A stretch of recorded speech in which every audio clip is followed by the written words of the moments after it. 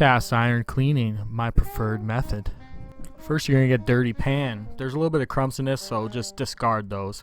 First, you're going to rinse it with hot water.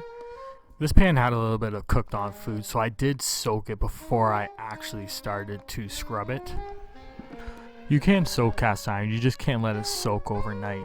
One of my favorite things about cast iron is actually scraping them or scratching the bottom. You don't have to worry so much. I use this spoon to loosen up a little bit of the food, and then I scrub the rest of it with my chain mail that I bought on Amazon.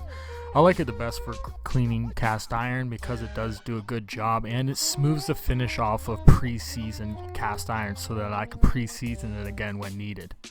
Once scrubbed all the food out, just rinse it and set it aside to be wiped down. Here's our RO system that's drilled into our sink. Now you're going to wipe it dry. I use paper towel here, but you can use whatever you want. Old t-shirt, old socks, a rag. You want to wipe the pan inside and out nice and dry because you are going to re-grease it up again. We're just heating the pan up just a little bit so it makes it a little easier to move around the butter. You have to grease the pan so it doesn't rust out. We save our butter skins so that we can, now that it's greased up, you can just set it up for hanging.